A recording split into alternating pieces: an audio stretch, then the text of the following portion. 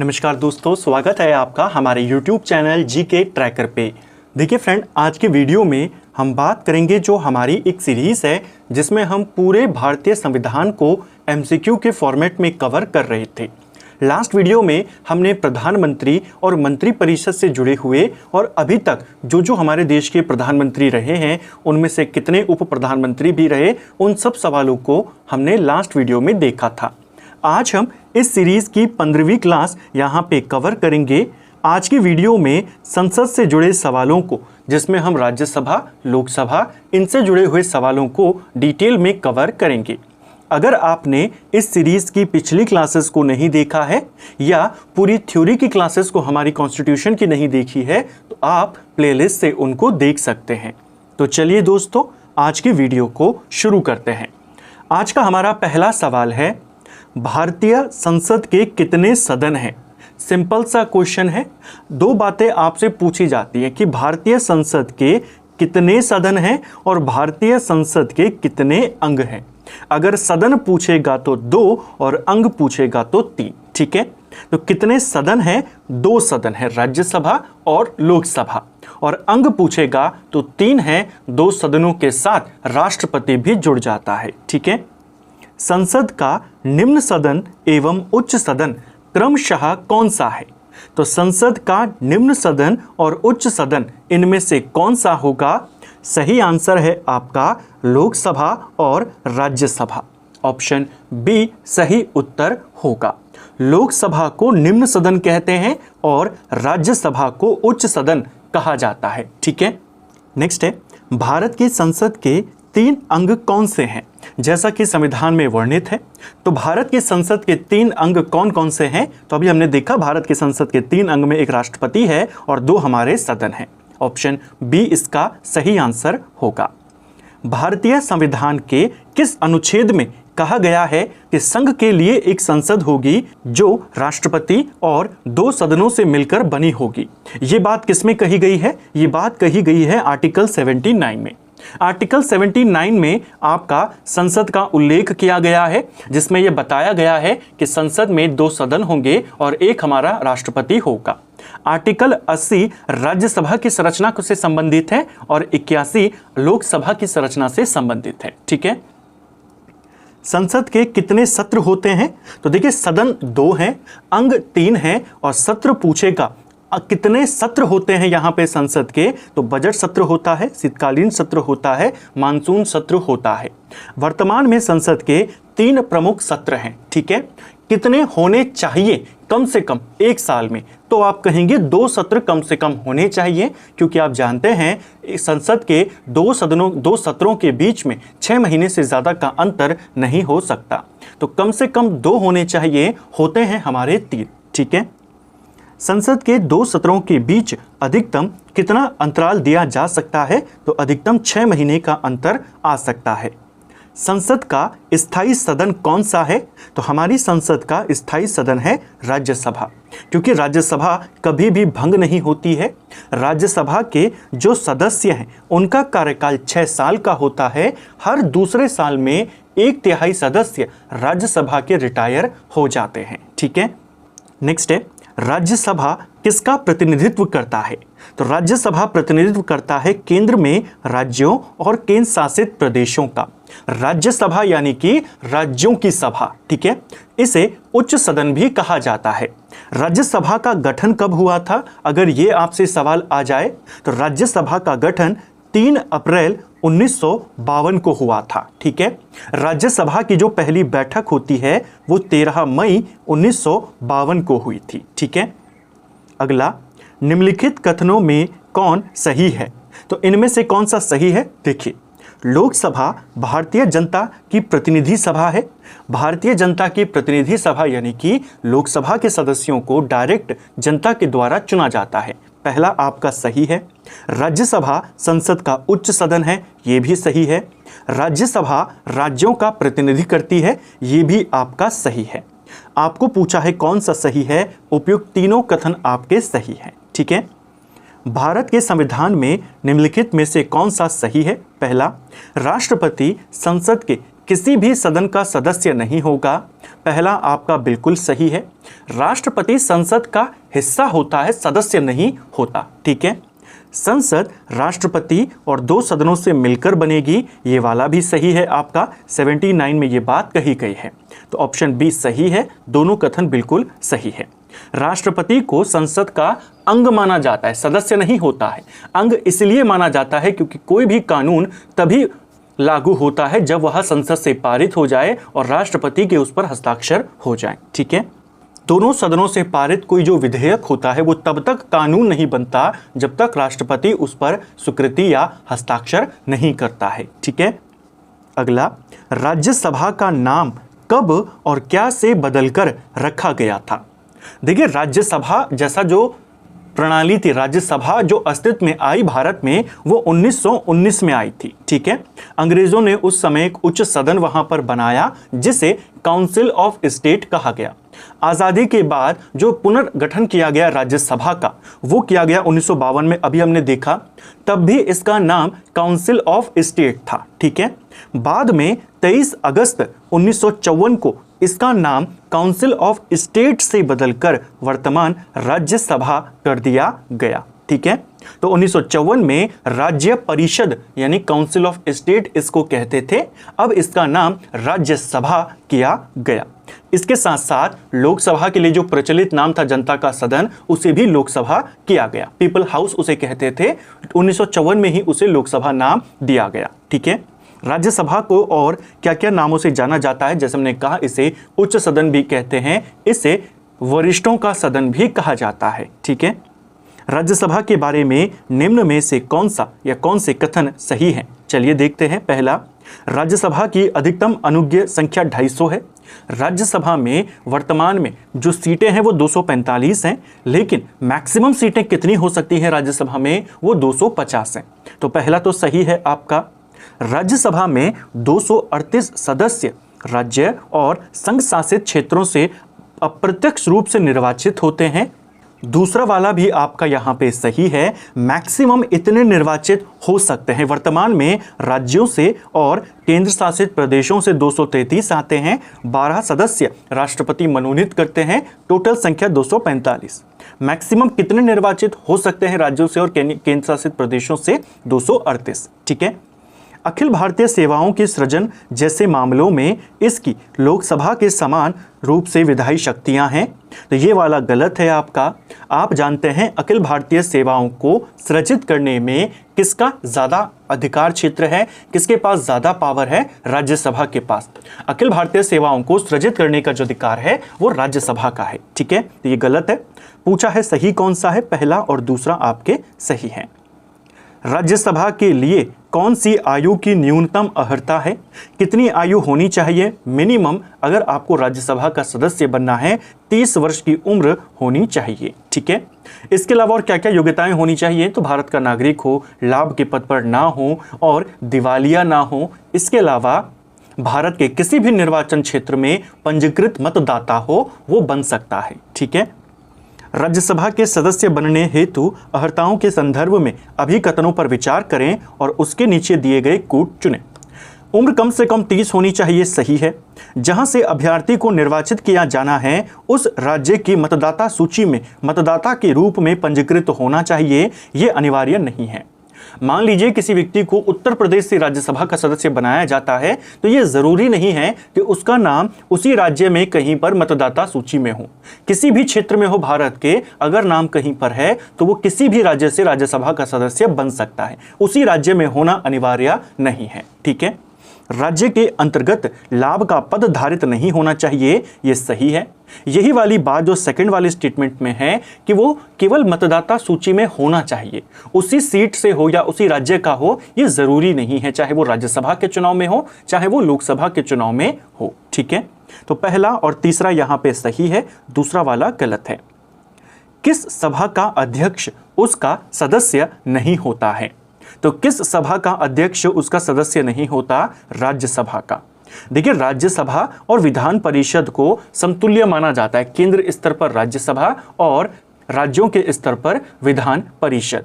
लेकिन एक छोटा सा अंतर यह है कि राज्यसभा का जो अध्यक्ष होता है यानी जो सभापति होता है वो राज्यसभा का सदस्य नहीं होता, वो देश का उपराष्ट्रपति होता है। विधान परिषद में विधान परिषद का ही कोई सदस्य अध्यक्ष बनता है। ठीक है, नेक्स्ट है, राज्यसभा से संबंधित निम्नलिखित कथनों में से कौन सा सही है? पहला, राज्यसभा का विघटन नहीं होता। पहला वाला आपका बिल्कुल सही है।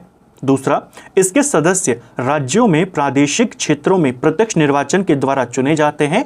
राज्यसभा के सदस्यों का निर्वाचन अप्रत्यक्ष निर्वाचन से होता है, यानी हम जिनको चुनते हैं, हम विधायकों को चुनते हैं, फिर वही विधायक आगे राज्यसभा के सदस्यों को चुनते हैं। ठीक है, राज्यसभा यथाशीघ्र अपने किसी सदस्य को अपना सभापति चुनती है। गलत हो जाएगा, राज्यसभा अपना सभापति नहीं चुनती, संसद चुनती है। लोकसभा और राज्यसभा दोनों मिलकर चुनते हैं राज्यसभा के सभापति को, क्योंकि वही देश का उपराष्ट्रपति होता है। भारत के महान्यायवादी को राज्यसभा में बोलने का अधिकार नहीं है, ये वाला भी गलत है। महान्यायवादी को संसद के किसी भी सदन में बोलने का अधिकार है, केवल वो वोट नहीं दे सकता। तो 3 आपकी ये गलत है, केवल पहला वाला आपका सही है। राज्यसभा के संदर्भ में कौन सा कथन सही है? पहला, इसके 1/3 सदस्य प्रति 2 वर्ष में अवकाश प्राप्त करते हैं। क्या यह सही है? पहला आपका बिल्कुल सही है। राज्यसभा कभी भी भंग नहीं होती, इसके हर 2 साल में 1/3 सदस्य रिटायर हो जाते हैं। ठीक है, इसके आधे सदस्य होते हैं, गलत है। आधे सदस्य हर 3 साल में, यह भी गलत है। 2 साल में 1/3 विकल्प और कंफ्यूजिंग बनाता है एग्जामिनर, 2/3 दे देता है, 1/4 दे देता है, इस तरीके से। ठीक है, किस आर्टिकल में यह बात कही गई है कि हर 2 साल में 1/3 सदस्य सेवानिवृत्त होंगे राज्यसभा से? यह कहा गया है 83 के पहले खंड में। ठीक है, नेक्स्ट है, राज्यसभा के सभापति कौन होते हैं? कौन होते हैं? उपराष्ट्रपति। राज्यसभा का विघटन नहीं हो सकता, ये कथन दिया है, कथन तो बिल्कुल सही है। दूसरा कथन है राज्यसभा के सदस्यों का कार्यकाल 6 साल का होता है, ये भी सही है। दोनों कथन आपके बिल्कुल सही हैं। राज्यसभा का कभी भी विघटन हो नहीं सकता और राज्यसभा का कार्यकाल नहीं होता है, राज्यसभा के सदस्यों का कार्यकाल है वो 6 साल का होता है। ठीक है, राज्यसभा के सभापति को हटाने के लिए कितने दिन पहले सूचना देनी आवश्यक है? राज्यसभा का जो सभापति होता है वो देश का उपराष्ट्रपति भी है। अगर उसे पद से हटाना है तो राज्यसभा से एक प्रस्ताव पारित होना होगा 2/3 बहुमत से, तब जाकर के वो प्रस्ताव लोकसभा में जाएगा। वहां पर साधारण बहुमत से अगर वो पारित हो जाए तो उपराष्ट्रपति पद से हट जाता है। ठीक है, लेकिन उपराष्ट्रपति के विरुद्ध यानी सभापति के विरुद्ध जो प्रस्ताव आता है उससे पहले आपको 14 दिन पहले सूचना देनी होगी। ऑप्शन सी सही आंसर होगा। ठीक है, राज्यसभा का जो सभापति होता है अगर वो खुद से हटना चाहे तो अपना इस्तीफा किसको देता है?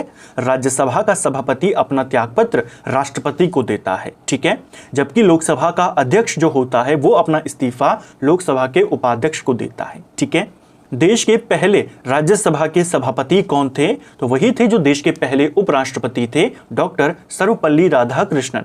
अगर पूछेगा राज्यसभा के पहले उपसभापति कौन थे तो SV कृष्णमूर्ति राव राज्यसभा के पहले उपसभापति थे। ठीक है, नेक्स्ट है, राज्यसभा किसी धन विधेयक में आधारभूत संशोधन करती है तो क्या होगा? राज्यसभा अगर धन विधेयक के ऊपर संशोधन करती है तो लोकसभा राज्यसभा की अनुशंसाओं को स्वीकार कर सकता है, अस्वीकार कर सकता है और इस विधेयक पर कार्यवाही आगे कर सकता है। यानी बाध्य नहीं है कि जो चेंजेस राज्यसभा ने किए हैं उनको लोकसभा माने। लोकसभा मान भी सकती है, उनको हटा भी सकती है और फिर उसे पारित करेगी। ठीक है, राज्य सूची के किसी विषय को राष्ट्रीय महत्व का घोषित करने का अधिकार किसे है? जो राज्य सूची का कोई विषय है, मान लीजिए कोई ऐसा विषय है जो राज्य सूची में शामिल है लेकिन उस पर कानून बनाना काफ़ी ज़्यादा ज़रूरी है, केंद्र उस पर कानून बनाना चाहता है, तो कैसे उस पर कानून बनाएगा?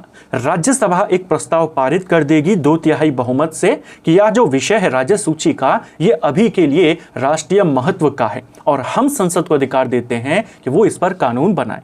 किसको अधिकार है? किसी भी राज्य सूची के विषय को राष्ट्रीय महत्व का घोषित करने की, ये राज्यसभा को। ठीक है, राज्यसभा का अध्यक्ष किससे चुना जाता है? देखिए, राज्यसभा का जो अध्यक्ष होता है वो उपराष्ट्रपति पदेन अध्यक्ष होता है, यानी जो व्यक्ति देश का उपराष्ट्रपति है वही राज्यसभा का सभापति है। ठीक है, राष्ट्रपति द्वारा राज्यसभा में कितने व्यक्ति मनोनीत किए जाते हैं? 12 सदस्यों को मनोनीत किया जाता है। ठीक है, कमेंट बॉक्स में आपने बताना है कि किस देश के संविधान से हमने ये प्रावधान लिया है कि राष्ट्रपति 12 सदस्यों को अलग अलग क्षेत्रों से राज्यसभा में मनोनीत कर सकते हैं। ठीक है, संसद के किस सदन को प्रतिनिधि सभा भी कहा जाता था?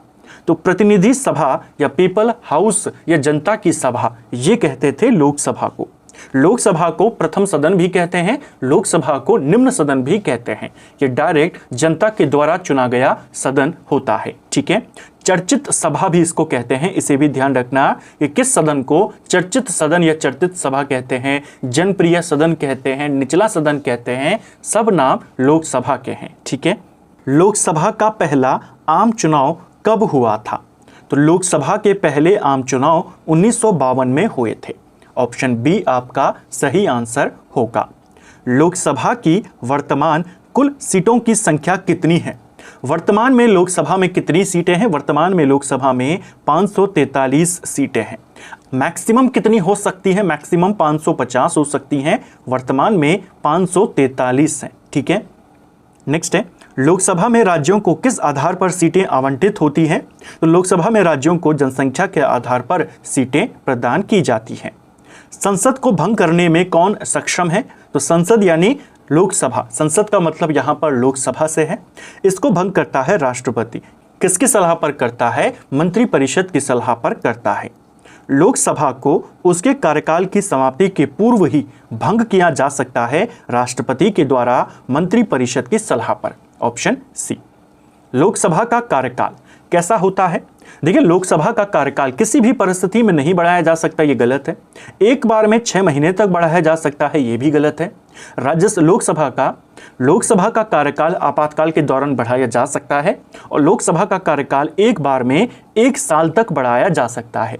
ऑप्शन सी यहाँ पे सही है, जिसमें कहा है कि आपातकाल की घोषणा के दौरान एक बार में 1 वर्ष तक के लिए जो लोकसभा का कार्यकाल है वो बढ़ाया जा सकता है। एक एक करके आप कितनी बार भी बढ़ा सकते हो, लेकिन एक बार में 1 साल। ठीक है, यदि आपातकाल के दौरान लोकसभा की अवधि 1 वर्ष बढ़ाई जाती है और आपातकाल समाप्त हो जाता है तो क्या होगा?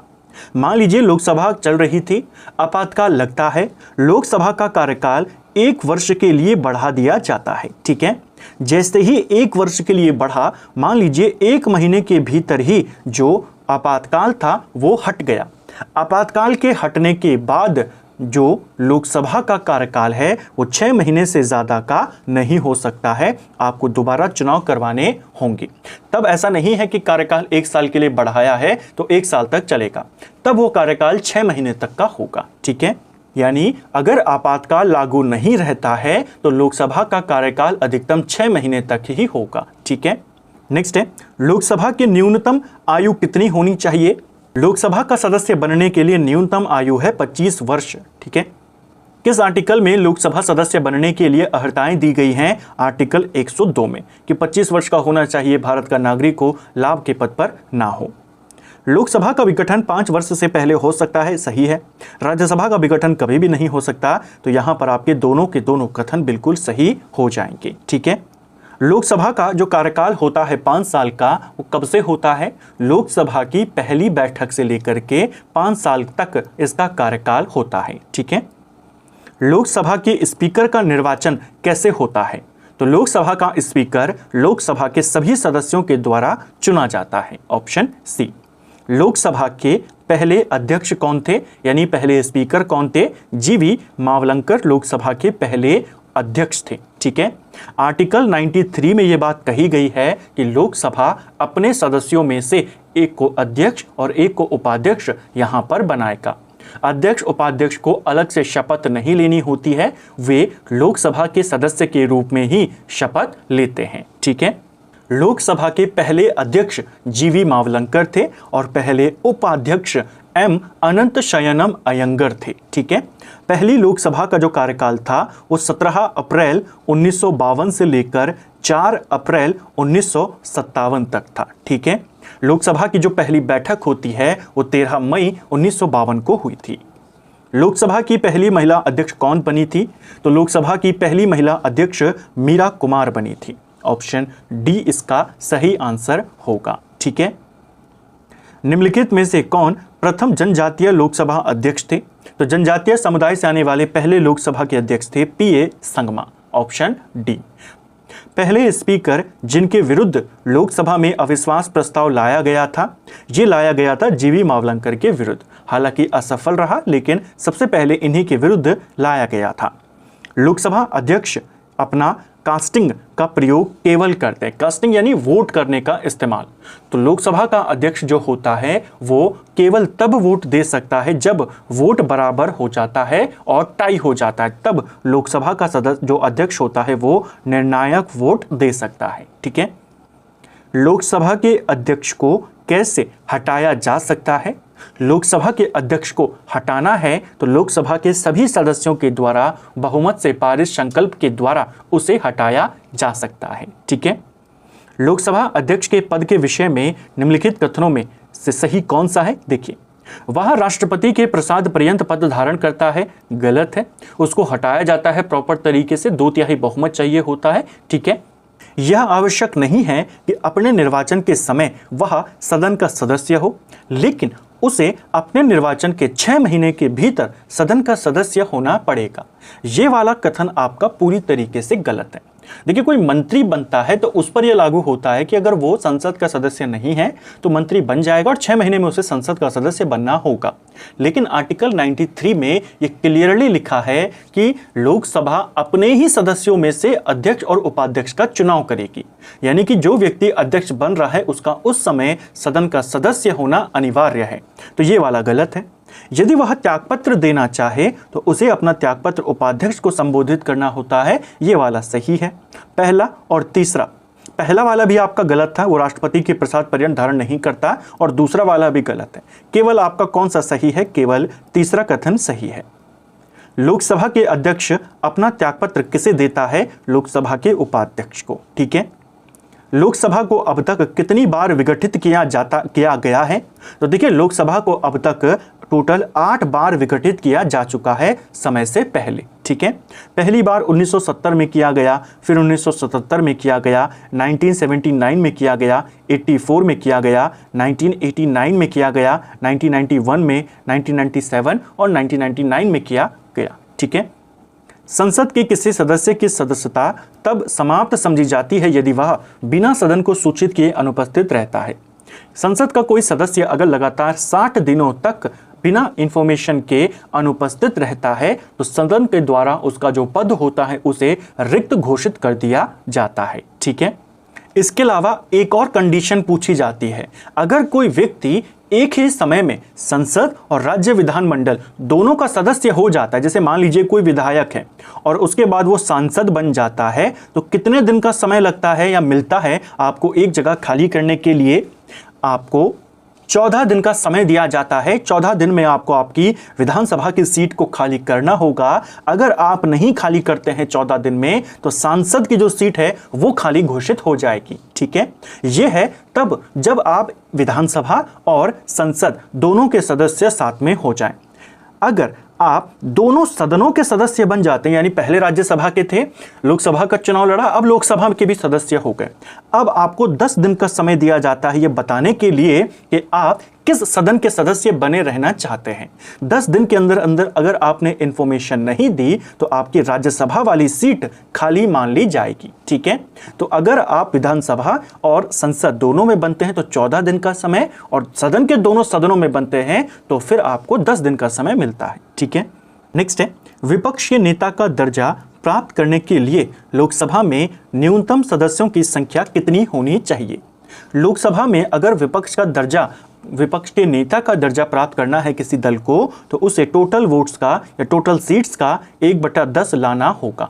भारत में टोटल सीट है 543, यानी इसका 10% कितना हुआ? 54.3। तो राउंड फिगर में इसे 55 माना जाता है। जिस दल के पास 55 या उससे ज्यादा सांसद होंगे विपक्ष का नेता उसी दल का होगा। ठीक है, विपक्ष के नेता को कैबिनेट मंत्री का दर्जा प्राप्त होता है। किस वर्ष से होता है यह सवाल बन जाए तो 1977 से विपक्ष के नेता को कैबिनेट मंत्री का दर्जा प्राप्त होता है। ठीक है, पहली बार विपक्ष के नेता कौन बने थे लोकसभा के अंदर? ये बने थे राम सुभग सिंह। और राज्यसभा में कौन बने थे? श्याम नंदन मिश्रा। ठीक है, राम सुभग सिंह जो थे 1969 में विपक्ष के नेता बने थे लोकसभा में।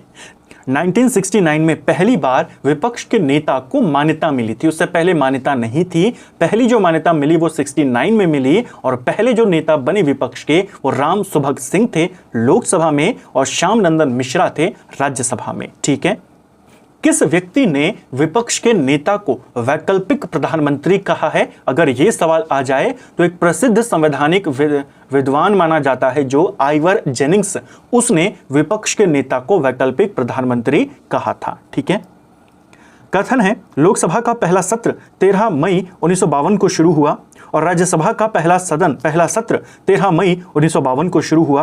क्या ये दोनों के दोनों आपके सही हैं? दोनों आपके सही हैं। गठन लोकसभा का 17 अप्रैल को हुआ, राज्यसभा 3 अप्रैल को बनी, लेकिन दोनों के जो सत्र शुरू हुए वो एक साथ हुए। अगला, अस्थायी संसद भारत में कब तक अस्तित्व में रही थी? जो अस्थायी संसद रही थी वह 17 अप्रैल 1952 तक रही, क्योंकि इसके बाद लोकसभा यहां पर आ चुकी थी। ठीक है, प्रोटेम स्पीकर की नियुक्ति का मुख्य उद्देश्य क्या है?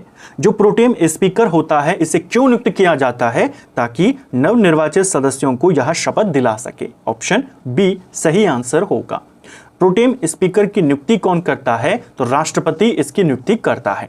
आमतौर पर लोकसभा का जो सबसे वरिष्ठ सदस्य होता है उसे प्रोटेम स्पीकर बना देते हैं। ये व्यवस्था कहां से ली गई कि जो सबसे वरिष्ठ होगा उसे बना दो? फ्रांस से ली गई है। ठीक है, जब नए अध्यक्ष चुन लिया जाता है, जब सभी सदस्य शपथ ले लेते हैं और नए अध्यक्ष को चुन लिया जाता है, प्रोटेम स्पीकर का पद खुद ही समाप्त हो जाता है। ठीक है, प्रोटेम स्पीकर का कर्तव्य क्या होता है? प्रोटेम स्पीकर का कर्तव्य क्या है? इसका कर्तव्य है सदस्यों को शपथ दिलाना।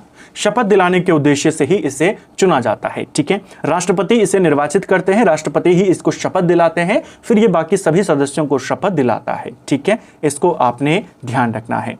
तो फ्रेंड्स, ये था हमारा आज का वीडियो जिसमें हमने संविधान की 15वीं क्लास यहाँ पे कवर करी। कॉन्स्टिट्यूशन के इन सवालों को हमने एमसीक्यू के रूप में देखा। संसद से जुड़े हुए और कुछ सवाल अभी आपके बचे हुए हैं जिन्हें हम अगली क्लास में कवर करेंगे। उम्मीद करता हूं आपको आज का वीडियो पसंद आया होगा। अगर आपको ये वीडियो पसंद आई है तो वीडियो को लाइक करें, चैनल पर नए हैं चैनल को सब्सक्राइब करें, अपने दोस्तों के साथ शेयर करें। वीडियो आपको कैसा लगा कमेंट बॉक्स में हमें ज़रूर बताएं। Thank you friends.